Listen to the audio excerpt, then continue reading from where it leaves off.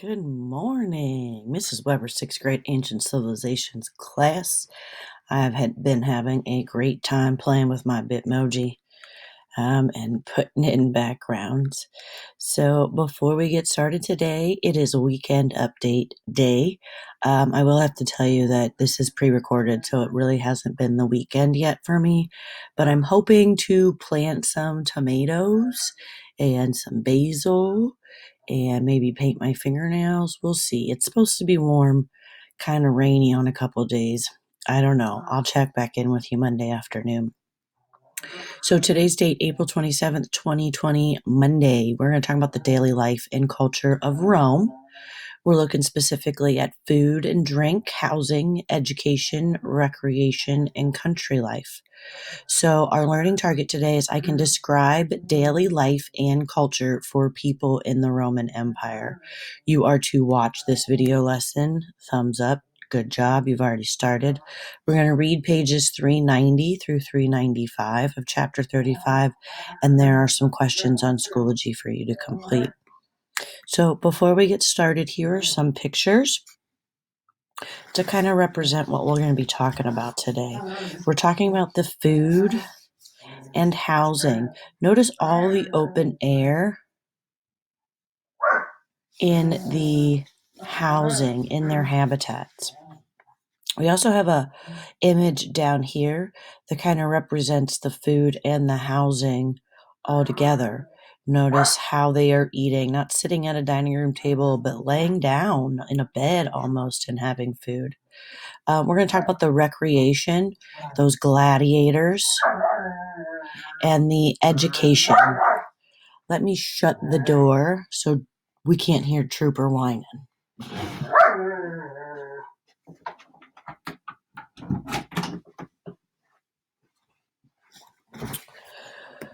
Okay, so if you open up the reading for today, wrong button, it is from the same as Friday. It is titled Chapter 35, Daily Life in Rome.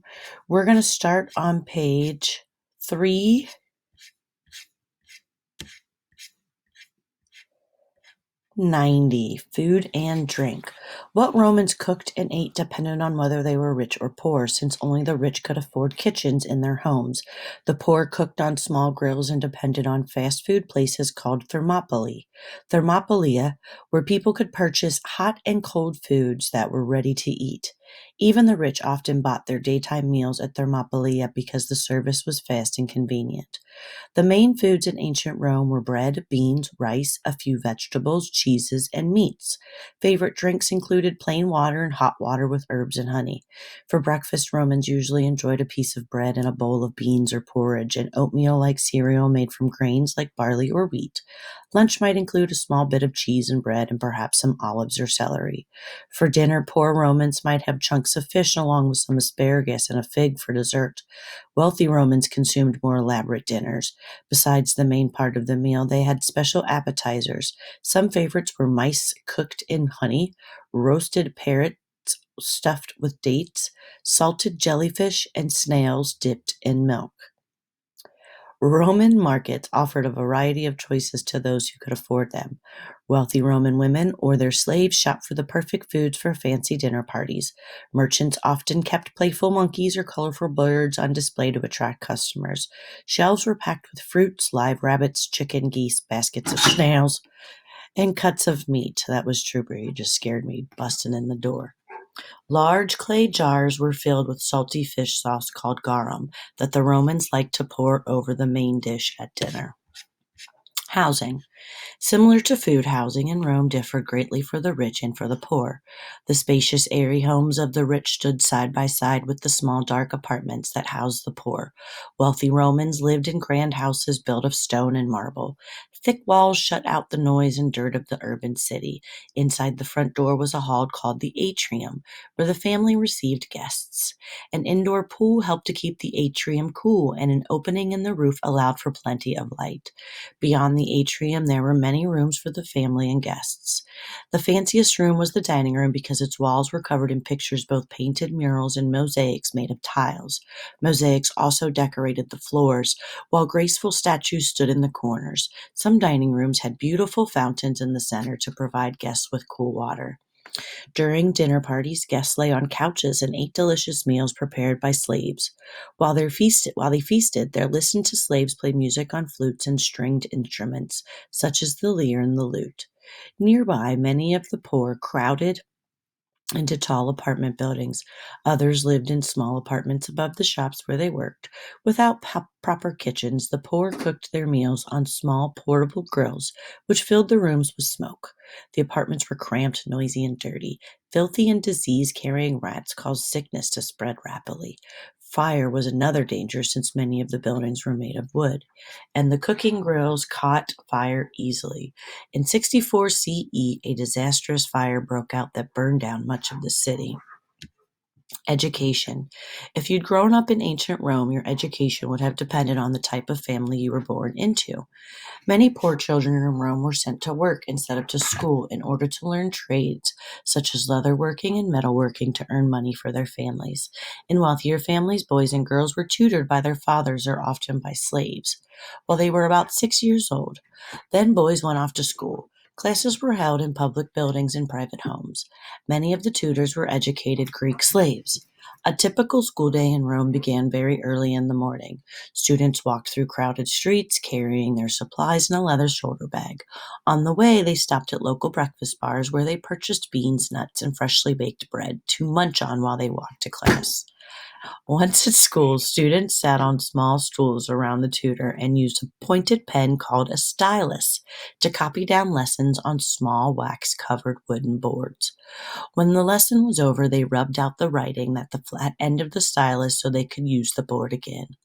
The school day lasted until 2 or 3 o'clock in the afternoon.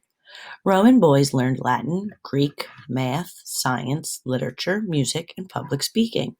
They typically became soldiers, doctors, politicians, or lawyers. Girls might become dentists, real estate agents, or tutors, while some female slaves or freedwomen could become midwives, nurses who helped with childbirth. Upper-class boys remained in school until age 12 or 13. Boys from very wealthy families often continued their studies until they were 16 when they began to manage their own properties. Excuse me. Recreation. There were many forms of recreation in Rome. Wealthy Romans had a lot of leisure because slaves completed the work. The rich enjoyed plays and theaters and musical performances in one another's homes. Both rich and poor often relaxed at Rome's public baths, where they could bathe, swim, exercise, and enjoy a steam bath or massage. The baths also had gardens, libraries, shops, and art galleries. Roman emperors made sure to provide the poor with bread and circuses, food and entertainment to keep them occupied and happy. Besides the numerous festivals throughout the year, rich and poor alike flocked to two spectacles: gladiator contests and chariot races. Romans watched gladiators fight in the public arenas like the Colosseum. Both men and women were gladiators. Usually they were slaves or prisoners of war, although some won or bought their freedom eventually. The crowd shouted as the gladiators fought each other with wild animals to the death.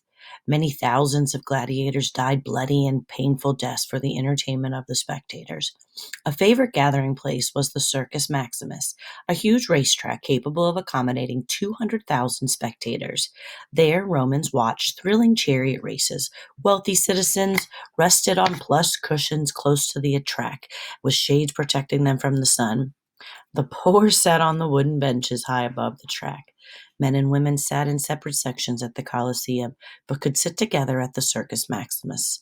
A Roman poet said the Circus Maximus was the best place to meet a new boyfriend or girlfriend because you never knew who you would sit next to. Section 9. Country Life. Rome was one of the many cities scattered throughout the Roman Empire, but 90% of the empire's people lived in the country, where the rich and the poor also led very different lives. Wealthy Romans often owned country estates, and with large homes called villas. A villa was a place for Romans to invest their money in raising crops and livestock, and it was a pleasant place to live in the summer's heat. When they went to the country, wealthy estate owners checked up on their farms were being managed, but they had plenty of time over for reading and writing, as well as hunting, picnicking, and taking long walks in the fresh air. The empire's farms provided much of the food for Rome and other cities. They produced grain for bread, grapes for wine, and olives for oil. Goats and sheep provided cheese, and their skins and wool made into clothing. Cattle and pigs were raised for their meat. Farmers also kept bees for making honey, the sweetener used by the Romans. Slaves did much of the actual work of farming. Overseers or supervisors closely watched the slaves and often treated them cruelly. Many people in the countryside were not slaves, but their lives were still difficult. They lived in huts and worked their own small farms, trying to earn enough to survive. Or they labored on the estates, tending the animals, helping with the crops, or working as servants. In the 1st century CE, Paul of Tarsus, a Christian writer, summed up the lives of the empire's poor when he wrote, "He who does not work shall not eat." No need to follow up with the summary. Go into your Schoology to complete the questions 6 through 10 of Chapter 35 quiz. If you have any questions for me, please reach out. I hope to talk to you soon. Bye.